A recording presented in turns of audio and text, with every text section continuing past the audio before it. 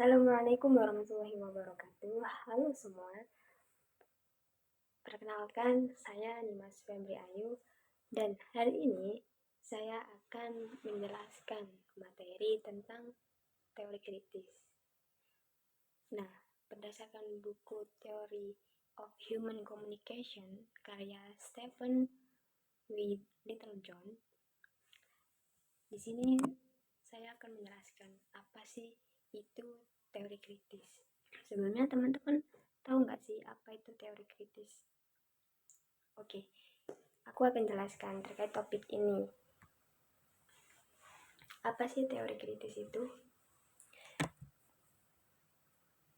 Teori kritis ini merupakan pendekatan dalam ilmu sosial dan komunikasi, yang dimana ini memiliki tujuan untuk mengkritisi sebuah kekuasaan, ketimpangan, dan penindasan yang sering terjadi dalam masyarakat, yang dimana ini tuh sifatnya tidak netral.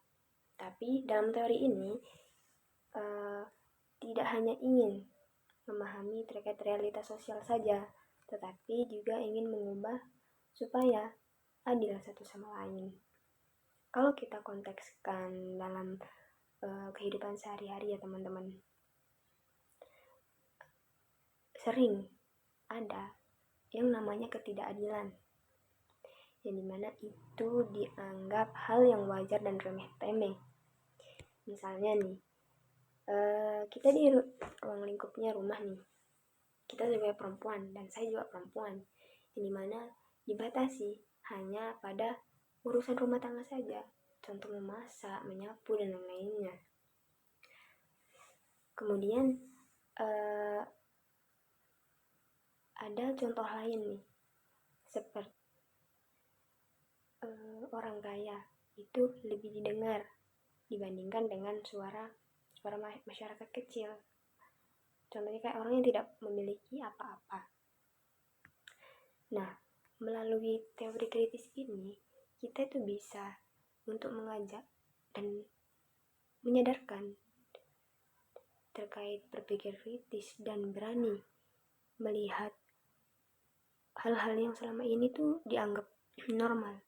Padahal sebenarnya itu merugikan kelompok tertentu, contohnya kelompok yang tertindas. Kemudian penjelasan lain ya teman-teman terkait teori ini.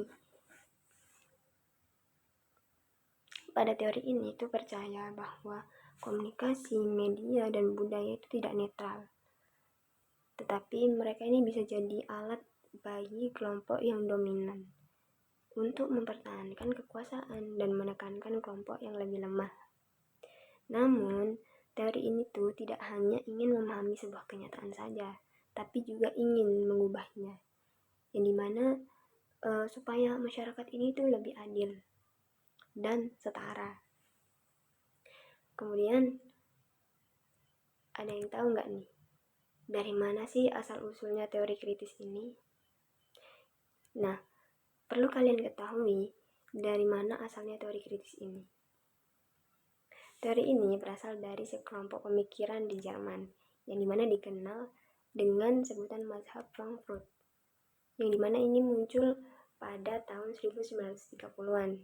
Adapun yang perlu kita ketahui, tokoh-tokoh yang terlibat dalam mazhab itu ada Max Horkheimer, Theodor Adorno, dan Herbert Marcuse. Nah, mereka ini mengembangkan teori ini sebagai kritik terhadap kapitalisme, media massa, dan budaya populer pada masa itu. Kemudian, menurut mereka, media dan budaya itu bisa digunakan untuk mengatur cara berpikirnya masyarakat, supaya tetap tunduk dan tidak menyadari bahwa mereka ini sedang ditindas. Adapun contoh kasus terkait feminisme, sebelumnya teman-teman pernah nggak dengar terkait feminisme? Apa sih itu feminisme? Oke, aku jelasin. Apa sih itu feminisme? Feminisme itu merupakan gerakan yang memperjuangkan terkait kesetaraan hak antara laki-laki dan perempuan. Nah, ada yang tahu nggak kenapa dalam kasus ini itu termasuk teori kritis? Ada yang tahu nggak? Nah, kenapa kasus ini itu termasuk dalam teori kritis? Kalau kita soroti bagaimana perempuan selama ini itu dirugikan oleh sistem sosial dan media. Adapun contohnya nih, banyak kok di kehidupan sehari-hari.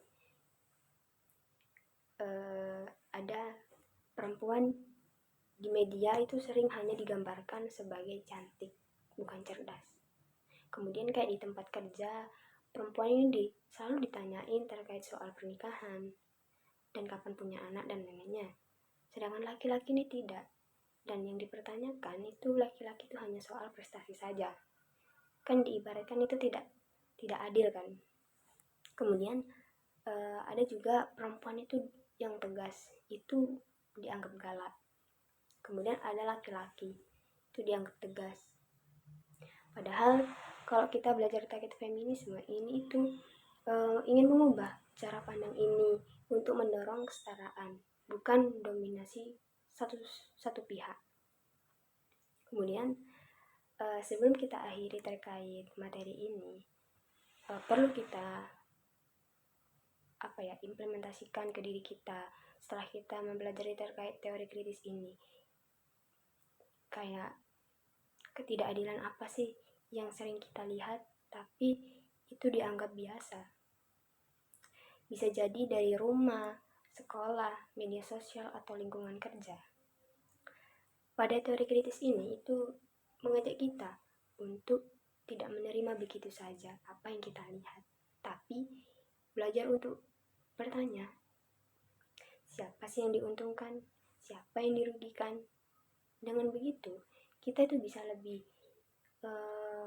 bijak nih dalam menyikapi isu-isu dan ikut mendorong perubahan untuk ke arah yang lebih adil.